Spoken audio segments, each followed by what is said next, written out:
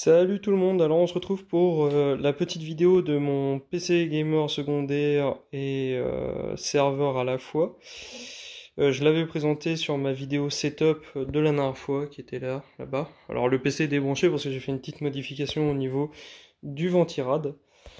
Vu que j'avais le ventirad du Ryzen 9 3900X qui traînait, je l'ai foutu dessus pour qu'il fasse moins de bruit, qu'il soit plus silencieux et que ça permette de mieux refroidir le FX. Donc du coup là on est assez large. Alors on se retrouve avec le boîtier NZXT DXT H510i que j'avais déjà depuis un petit moment en stock. On va dire ça comme ça.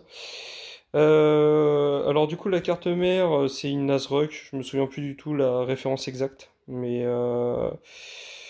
au pire des cas si je la retrouve je la mets dans la description. On a la petite carte graphique que j'ai réussi à avoir pour 90 €, qui est une 1060 de chez MSI, la MSI Armor en version 6 Go. Nous avons la petite carte d'acquisition qui est là, qui est une Elgato 4K60 Pro. On a notre petit SSD qui est ici. C'est un Textorm. Je crois que dans la vidéo, j'avais dit que c'était un PNY. Deux barrettes de RAM de 4 Go. Mais qui vont bientôt, enfin, ça va bientôt passer à 4 barrettes de RAM. En dessous de ce petit ventirad, on retrouve un FX 8300. Et on a une petite alimentation de chez Textorm, une TX 600.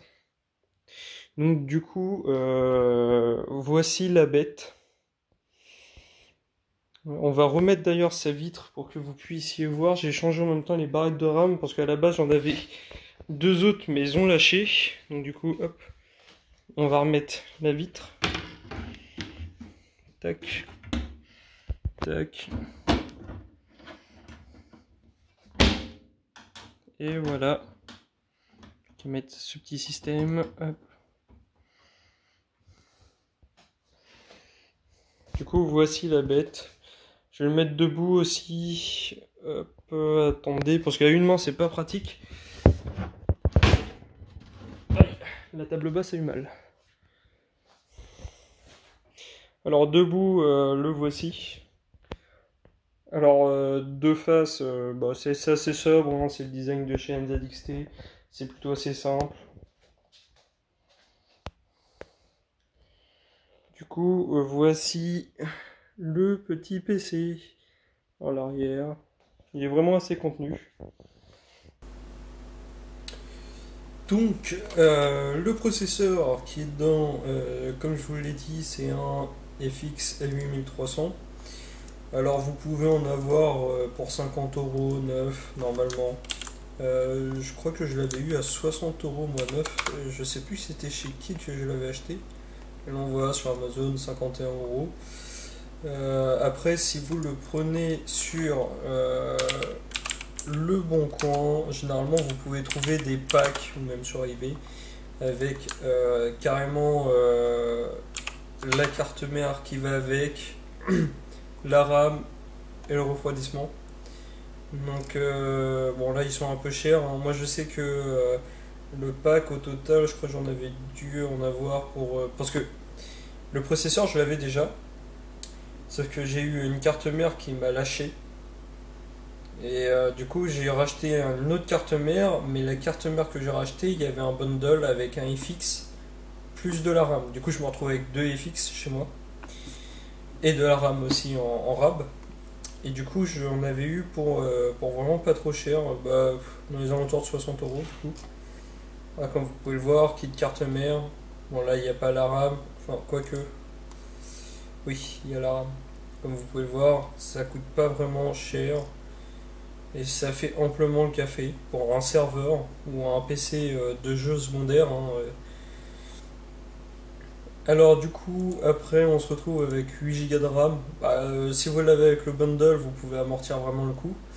À part si vous prenez neuf. Mais bon, la DDR3, autant l'acheter d'occasion, hein, ça coûtera moins cher. Alors la carte graphique, moi j'ai une GTX 1060 6 Go. 9, ça va être problématique. On va pas la trouver.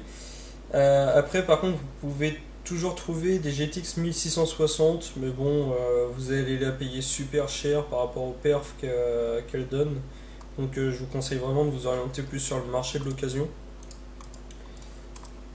Parce que là, comme vous pouvez voir, moi j'ai réussi à l'avoir pour 90 € la mienne. Bon, j'ai un peu négocié. Mais bah, en plus, tiens, c'est exactement la même que celle-là. Bon, elle, à mon avis, elles ont miné. Enfin, à mon avis, je le sais, j'ai regardé. Hein, le mec, il met directement la puissance de calcul pour le minage. Vous pouvez facilement en trouver dans les alentours de 100 €. Hein. Au-dessus de 150 €, ça devient quand même un peu cher pour une 1060. Même s'il y a des mecs quand même qui achètent, mais bon, ça fait un peu des pigeons. Là, vous voyez une KFA carré, 120 €. Donc, vous pouvez trouver vraiment des belles affaires. Après, pour un peu moins cher, vous pouvez toujours trouver une 970. Ça a des performances assez similaires et vous pouvez vraiment en trouver des pas chers du tout. Donc voilà. Après, les SSD, autant l'acheter neuf, hein, parce que 120 Go, clairement, c'est mieux. Ouais, il y a un petit problème au niveau du prix par rapport à ce qu'il affiche. Bref. Neuf, vous allez l'avoir dans les alentours de 20 €, même encore moins cher si vous prenez des marques pas vraiment connues. Mais oula, peut-être un peu abusé lui sur le prix. Mais par exemple là, un Kingston, un PNY ou même des Textorm, des trucs comme ça, vous allez les payer une vingtaine d'euros. Et si vous allez regarder sur le bon coin, vous allez facilement en avoir pour le même prix. Donc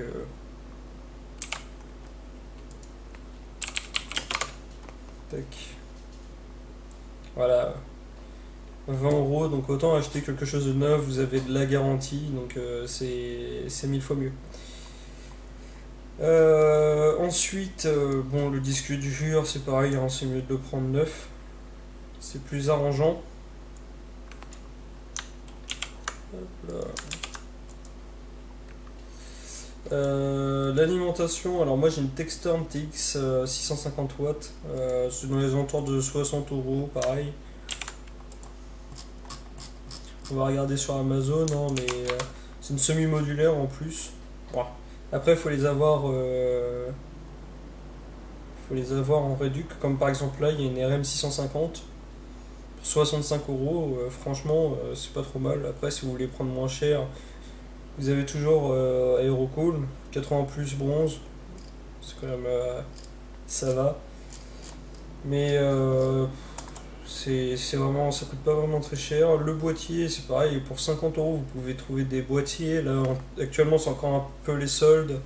Vous pouvez trouver un peu votre bonheur sur Le Bon Coin, c'est pareil. Bon, après, vous risquez d'avoir des produits qui sont un peu abîmés, donc c'est un peu dommage. Et du coup, au total, si vous prenez du neuf sans la carte graphique, du coup, vous arrivez à 280 €. Là, si vous prenez une partie occasion et une partie neuve, vous en avez pour 340 €. Alors moi personnellement j'avais beaucoup de composants donc en stock, donc le processeur, voilà. Donc au final j'ai oublié de mettre la carte mère là-dedans, mais pareil, la carte mère vous en allez en avoir pour une trentaine d'euros, hein, si vous la prenez pas en bundle. Et du coup moi j'en ai eu pour 120 € au total, donc enfin non, 135 €, parce que c'est vrai, je crois que j'ai payé 45 €. Mais vous pouvez vraiment vous faire un serveur pour vraiment pas grand chose. Hop là, alors du coup on se retrouve sur mon PC, alors là c'est le PC principal et j'utilise mon serveur avec un logiciel qui me permet de ne pas avoir à changer d'écran et ni à installer un switch KVM ou un deuxième clavier puis une deuxième souris. Même si j'en ai une de côté, on sait jamais. Alors du coup, voici le test benchmark que j'ai fait avec. Alors, j'ai déjà eu cette carte graphique avant parce que c'est ma première carte graphique gamer que j'ai eu quand elle était sortie en fait. Je m'étais fait un PC avec un i5 6600K et une GTX 1060, sauf que ce PC là je me suis fait voler. Donc voilà, mais je me souviens que j'avais un peu plus de perf, mais c'est parce qu'en fait j'avais vu qu'il y avait un i5 6600K était plus optimisé dans les jeux. Donc Donc déjà au niveau physique, physique score, j'avais au moins 10 FPS de plus, ce qui est pas négligeable. Mais en soi, ce PC là, pour dépanner, pour quelqu'un qui va jouer en Full HD, même sur Battlefield 5 en ultra, il va être à plus de 60 FPS. Donc c'est plutôt pas mal. Sur Apex, il va être à plus de 75 FPS. Donc c'est vraiment pas trop mal comme PC de secours. Franchement, je pense qu'il y a vraiment pire. Et en plus, il me sert surtout de serveur pour Satisfactory. Donc franchement, j'en suis vachement content de ce PC là. On voit aussi au niveau de la carte graphique qu'on est vraiment pas trop mal, hein. En plus, même dans les scores moyens, en moyenne pour les mêmes composants, c'est 8674. Là, on a 8185, donc c'est vraiment pas trop mal. Alors du coup, on peut comparer le PC vis-à-vis de ce qu'il y a actuellement sur le marché. Alors Premium Gaming, c'est un Ryzen 9 3950X avec deux 2080 Ti. Après là on peut le comparer, il est comparé vraiment à des configs qui sont beaucoup plus récentes. Comme là déjà avec une 2060, c'est déjà un peu au-dessus d'une 1060, même si c'est une 2060 mobile, il y a quand même un peu de perf en plus. Mais c'est quand même un très bon PC. On voit même aussi au niveau des températures que c'est pas trop mal. Le Proc il est à 34 degrés. Il a 8 cœurs, donc non franchement c'est vraiment pas trop mal.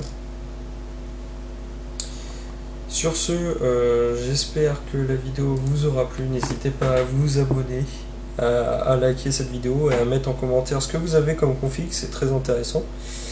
Je ferai bientôt une vidéo avec les résultats, enfin en comparant mes deux PC, donc mon PC gamer principal avec une 3080 Ti, un Ryzen 9 3900X.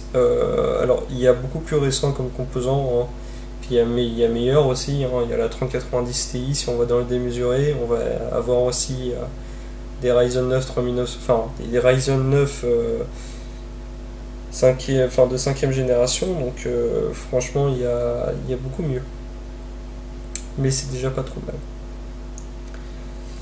Et je vous ferai également une vidéo sur comment installer un serveur Satisfactory sous Windows, peut-être sous Linux aussi, parce que là je garde en fait Windows, vu que s'il y a un pote qui vient il peut jouer, et puis voilà, bon, sous Linux aussi, mais Windows c'est beaucoup plus simple. Et en plus de ça, je vous présenterai aussi un petit logiciel qui permet de contrôler votre PC à distance, qui est pas trop mal aussi.